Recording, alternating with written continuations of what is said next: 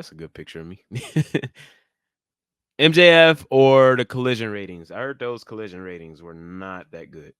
Collision ratings. Y'all just don't want to talk about y'all do not want to talk about MJF whatsoever. Let me find these Collision ratings before I go, because I seen something that is absolutely insane. Absolutely insane. And I don't know if it's true or not, but if it is, that is insane. How is this fucking I guess this is true. I guess it's true. I don't know if y'all can see this, but apparently, no way these ratings are. I mean, I'll be honest, and I've said this before, and I was right about not doing it this way. I don't trust the ratings unless WrestleNomics tweets it out. But let's talk about these ratings as if they're true. Collision Fast Nationals are out. What does Fast Nationals mean, chat? Fast Nationals. What are those? The Fast Nationals are a time period ratings measuring what viewers watch on each network affiliate during prime time. They are fairly accurate as long as a network did not carry a program live to all time zones, and as long as there aren't any significant local preemptions. Yeah, I don't know what the fuck that means, but I, I'm going to assume. Let's just assume that these, for shits and giggles, let's assume that these ratings are true. So AEW Collision, the Fast Nationals are out, and remember they are going. Yeah, so they went up against Money in the Bank. All right. Now a lot happened. A lot happened at Money in the Bank. You got the biggest star in wrestling, maybe ever, arguably the biggest star in wrestling ever, John Cena, announcing his retirement. Just even appearing is going to, just even John Cena appearing is going to do, does not bode well for AEW in their ratings. But him announcing his fucking retirement, yeah, I could imagine this. The numbers make sense for this. It sucks because your biggest star was doing some of his best work, which is why maybe some of y'all don't want to talk about MJF right now. 275. That is not good, chat. A 93,000 in the key demo. I don't know how that necessarily works. A 0.0 rating. I don't know how you get a 0.0 from a 21K. I don't know. I maybe this is stuff that I need to learn if I'm going to be talking about the business side of it. But these numbers make sense to me, bro. I mean, like would you rather watch Marco Stunt versus Jungle Boy? And this is how these two people look, by the way. Marco Stunt. Marco Stunt is a 5'2", 117-pound man, Jack Perry. And there's no offense to him, but just the aesthetics of it. Like, let's be honest, man. Let's be honest. Would you rather watch this? Would you rather watch this? Or would you rather watch your childhood hero explain his retirement? Would you rather watch your childhood hero? Or like, no matter if you hate John Cena, no matter how you feel about John Cena, if you are a wrestling fan, you are going to watch John Cena. I'm sorry. So assuming that this was on at the same time that John Cena was announcing his retirement, or CM Punk and Drew McIntyre are continuing the hottest feud of the year, who the fuck is choosing this over that? Why the fuck did they not move this to Thursday? Who are these niggas? Who are these people? Who is this for? Matter of fact, I know who this is for. The core audience, the people who was watching in 2019. If I didn't watch Jim Cornette, I would not know who the fuck this guy is. If I did not watch Jim Cornette, I would not know who the fuck Marco Stunt is. The people who chose to watch this shit over Money in the Bank, they're irrelevant. I'm sorry. This is equivalent to watching WWE Speed over All In. If you watch this over Money in the Bank, I'm not talking to you. Because you are a diehard. You got to own AEW. You got to have some type of stock in AEW or something. Who the fuck is watching this? I didn't even watch MJF over this. I mean, I didn't even watch MJF over Money in the Bank. And I love MJF. Um, I'll be honest, it's a little disheartening even it's a little tedious even talking about this shit with about AEW because they don't care, bro. They don't care. They don't want to get better. They don't care. Like I think my theory is now not only do they not care, they actively don't want people like me watching their show. They actively don't want people like Jim Cornette watching their show. They actively do not want people who want to see AEW succeed watching their show. They are the gatekeepers. They are the people who they want it all to themselves. They don't want criticism. They don't want us involved. They like it better as a niche audience. They don't want it to go mainstream. They don't want it. They don't want that. I'm convinced at this point that not only again, not only do they not care about being mainstream, they don't want to be mainstream.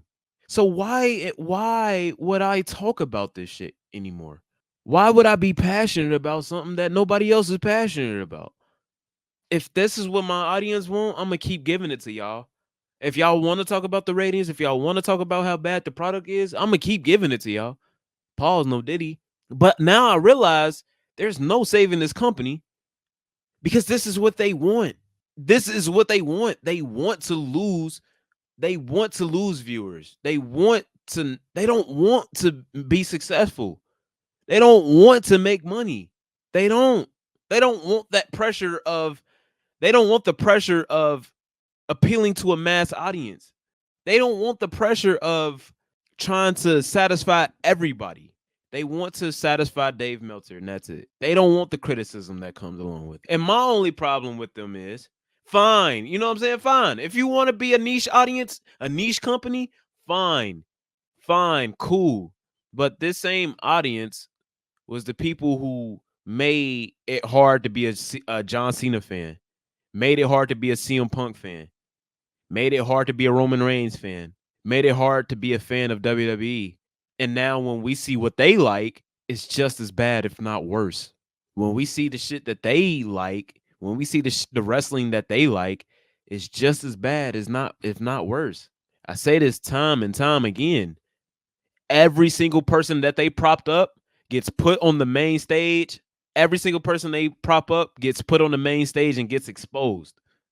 Except one person who's I'm personally tired of, but I can see people not being tired of him yet. I'm tired of Will Ospreay. Okada got exposed. Jay White got exposed. Adam Cole got exposed. MJF wrestled the style that they like. He got exposed. Swerve got exposed. Hangman Adam Page got exposed. The Young Bucks got exposed. So Okada got exposed. Ibushi, Akota, is that how you say it? Kota Ibushi, he got exposed. Every single person that they propped up gets put on the main stage and gets exposed.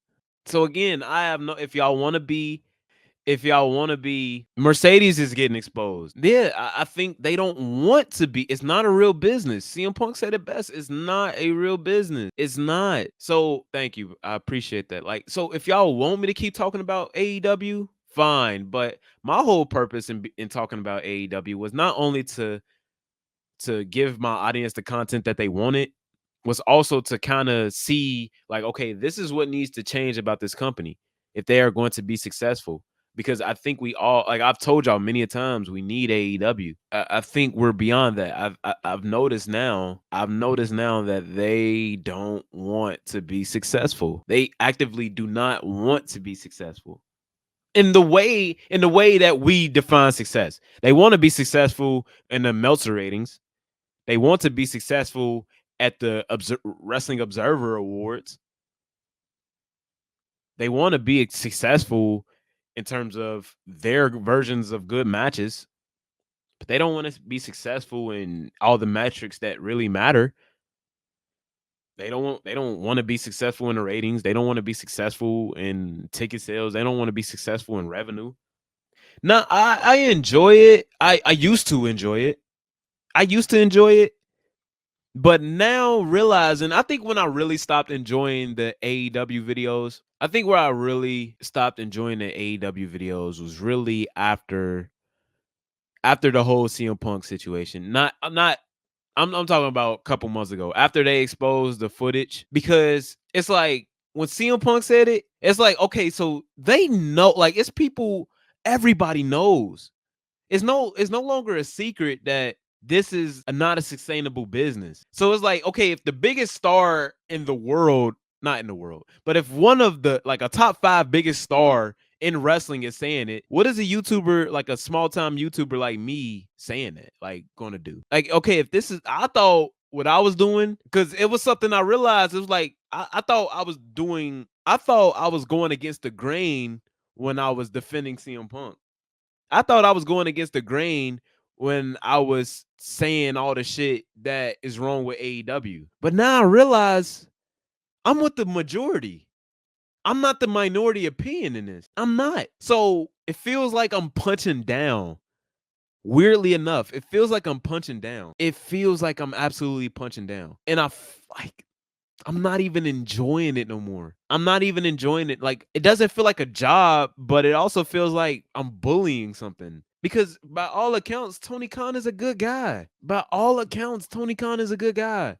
From all accounts, Will Ospreay is a good guy. I've met MJF. He's a good guy. And also, not even just the CM Punk footage being aired, the way Mercedes Monet went down, the way they did Willow, the way they're booking Swerve, the stuff I even get excited about, like the Young Bucks, like, it just gets stomped out, and it's just like, I don't know. I don't know. I enjoy making content that my audience likes more than I don't enjoy talking about AEW. You know what I'm saying? Like, if there's still conversations to be had, I'll have them. It's just like, I don't want this to be an echo chamber anymore. It's like, it's getting to that territory. Like, when people used to say, like, oh, you don't talk about the bad stuff in WWE with me. Yeah, because we all know it's bad. It's been bad for 10 years. Like, why would I sit here 12 years later talking about WWE needs to be a 2-hour show?